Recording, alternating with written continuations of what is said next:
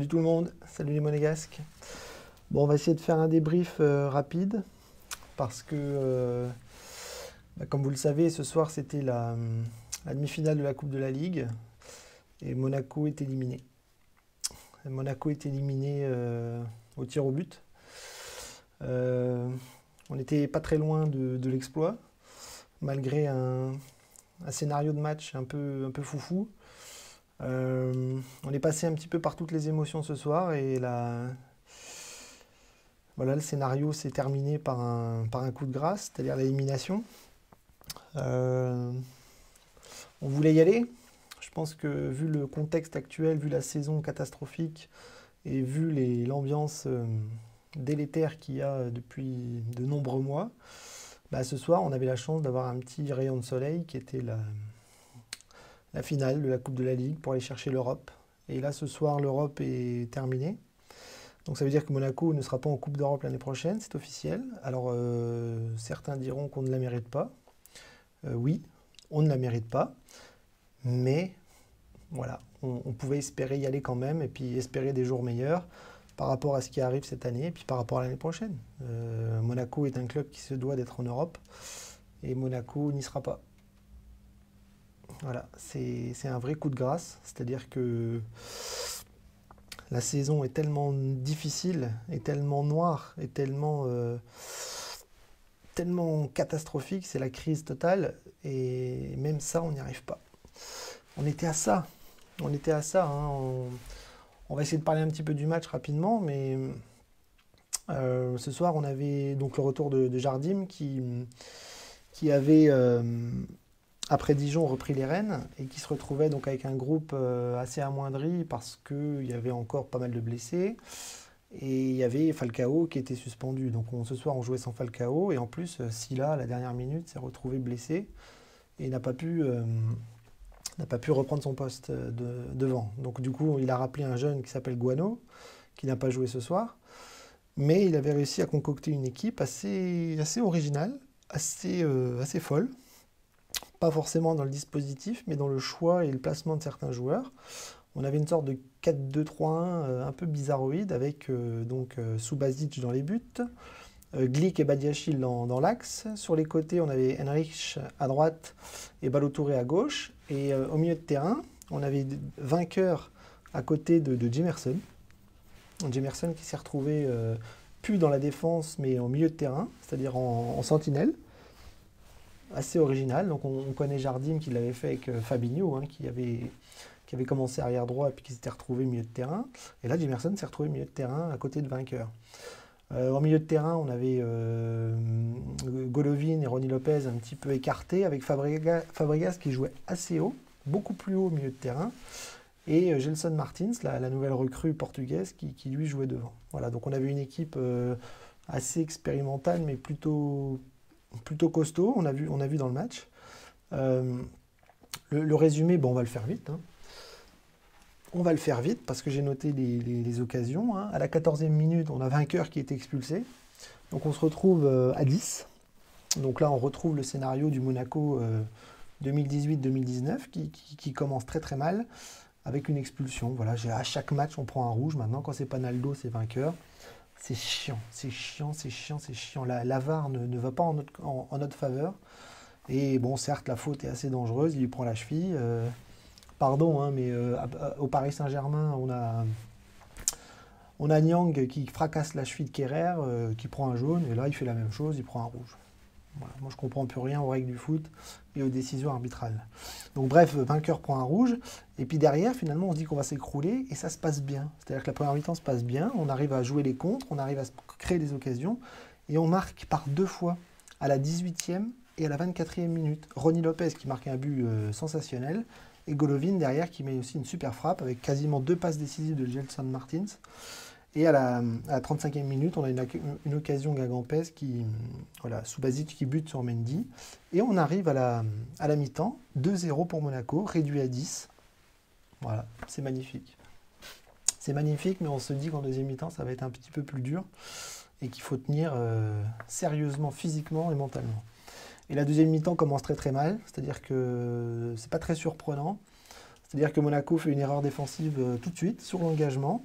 Et Mendy marque suite à une bévue de Badiachil. Et Glick qui se fait prendre de vitesse, comme d'habitude. Et donc Mendy qui réduit la marque tout de suite. Et là, on se dit, voilà, à 2-1, les Guingampais sont relancés, ils sont chez eux, il y a le public, ils sont à 11 contre 10. Et donc, ils vont pousser. Et Coco, à la 54e minute, essaye une frappe de loin. Ça passe au-dessus. Et à la 55e minute, voilà, très très vite, Guingamp égalise. But de Thuram, voilà, qui efface Gelson Martins, qui frappe à 20 mètres. Et Subasic, la défense, complètement amorphe. Le ballon va au fond des filets. Voilà, c'est pas très surprenant. Et donc on est à 2-2, la deuxième mi-temps vient de commencer, et on dit voilà, on va perdre, on va se faire éliminer en deuxième mi-temps, on va prendre un troisième, voire un quatrième, comme d'habitude, puisque mentalement et physiquement, voilà, Monaco a complètement sombré. Et voilà, ça peut se comprendre, en tout cas physiquement, mais c'est dommage parce que la première mi-temps était belle. Et du coup, on fait n'importe quoi, mais on tient. Et à la 75e minute, on a Subasic qui sauve devant Kerbrat, côté gauche, et 83e minute, Coco qui frappe à 20 mètres, mais Subasic arrête. Donc du coup, voilà, on tient, et puis comme il n'y a pas de prolongation en Coupe de la Ligue, on arrive jusqu'au tir au but. Voilà. Et après les tirs au but, c'est la loterie, hein. C'est-à-dire qu'on se dit, voilà, ça peut passer, Subasic peut faire une séance de pénalty correcte. Et puis voilà, on a vu que les Guingampais ont fait rentrer Caillard, leur gardien remplaçant, un ancien de Monaco, qui apparemment est bon là-dessus. Et voilà, les tirs au but durent. On a l'avantage assez rapidement. Et puis voilà, Henrich qui se plante. Glick qui s'était déjà planté au tour d'avant se replante. Voilà, donc Glick pour moi fait encore une prestation catastrophique. Voilà, c'est censé être un patron et il fait encore des erreurs, il rate son penalty, et puis ça se poursuit. Et Diop, le petit Diop qui rate son penalty aussi, et là c'est fini. Voilà, 3 tirs ratés pour Monaco, et un de plus pour Guingamp, qui va en finale, et nous qui sommes éliminés.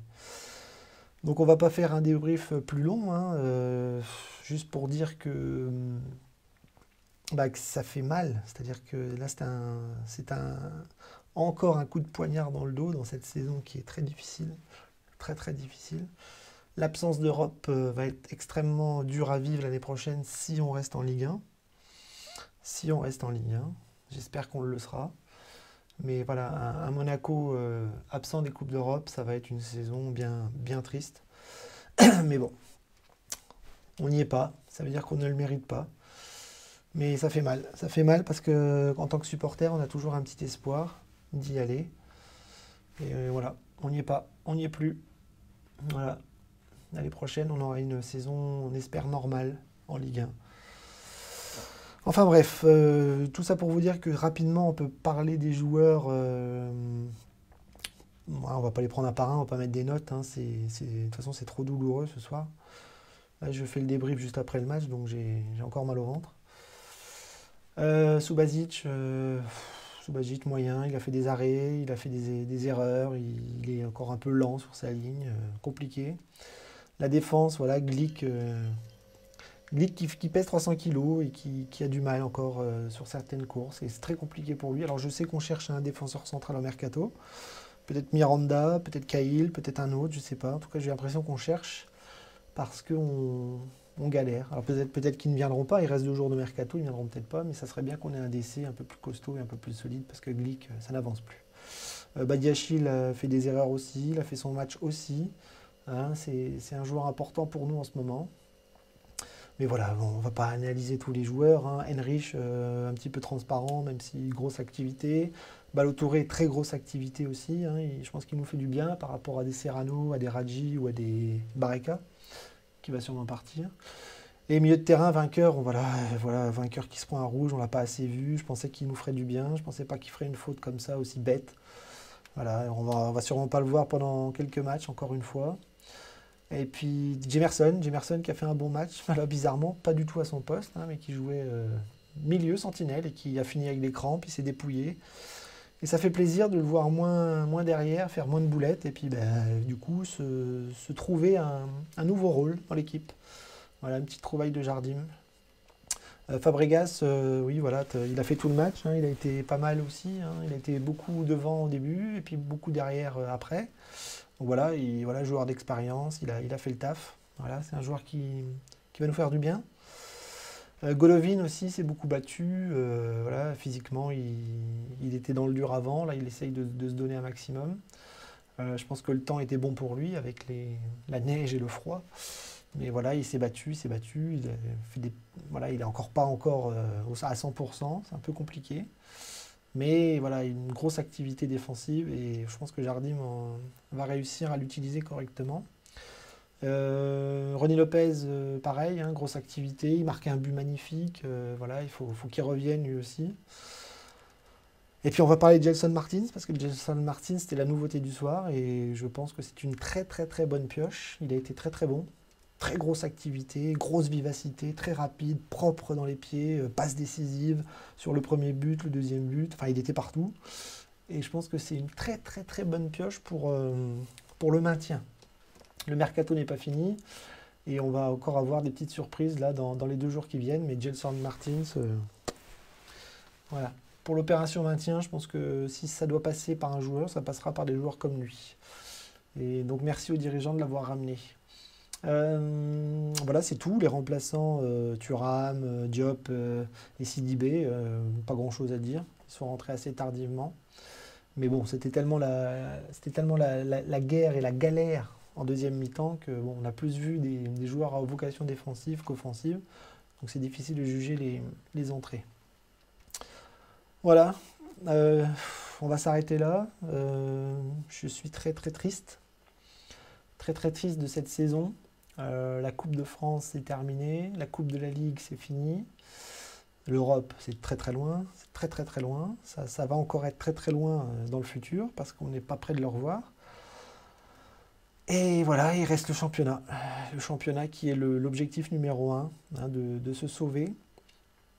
Le mercato n'est pas fini, on est en train de se créer une équipe avec des joueurs que Jardim connaît bien, des joueurs qu'il veut. Apparemment, Adrien Silva arrive, ex-joueur de Lisbonne et qui joue à Leicester, voilà, enfin, qui joue plus beaucoup. Mais voilà, Jardim l'a coaché et je pense qu'on va voir ce qu'il peut nous apporter. Et Tillmans s'en va. Voilà, moi je vais pas pleurer. Hein. Tillmans n'apportait rien au milieu de terrain. C'était très compliqué pour lui. C'était un bon match sur 5.